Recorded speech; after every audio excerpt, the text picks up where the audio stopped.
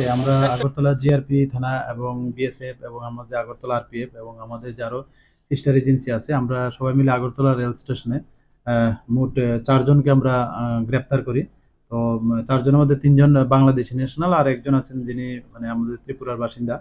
তো অ্যাকচুয়ালি তারা ওই বাংলাদেশি যে 3জন আছেন, তারা অবৈধ উপায়ে আমাদের ভারতবর্ষের বর্ডার ক্রস করে এসছে এবং তারা রেলপথের মাধ্যমে বহিরাজ্যে যাওয়ার চেষ্টা করেছিল।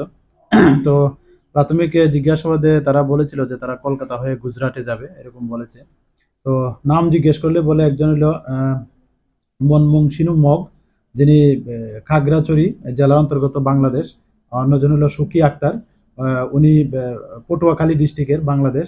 এবং আরেকজন আছেন ববিতা দেবনাথ, উনি পটুয়াখালী বাংলাদেশ। এবং যারা ইন্ডিয়ান একজন আছেন আমাদের ইস্ট ডুকলির বাসিন্দা, তো ওনার নাম হলো শ্যামল দাস। তো অ্যাকচুয়ালি তারা ওই অবৈধ উপায়েই মানে যিনি আছেন শ্যামল দাস, উনিও ওনাদেরকে হেল্প করছিলেন। আমরা মানে প্রাথমিকভাবে জানতে পারলাম, এই সুবাদে ওনাকে অ্যারেস্ট করা হয়েছে। তো আজকে আমরা তাদের মহামান্য আদালতে প্রেরণ করছি। তো আমরা ইন্টারোগেশনের জন্য মহামান্য আদালতে মানে আপিল করেছি।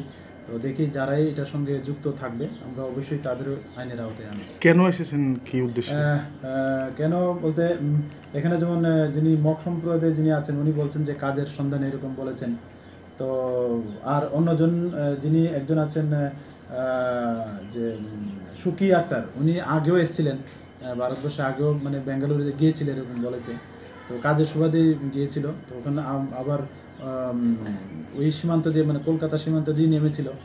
আজকে মানে আবার ওই মানে এখানে যে বর্ডার আছে, বর্ডার ক্রস করে মানে আবার ওই যাওয়ার প্ল্যান করছিল এরকম। তো এই হলো ব্যাপার। আচ্ছা স্যার, একটা বিষয় লক্ষ্য করা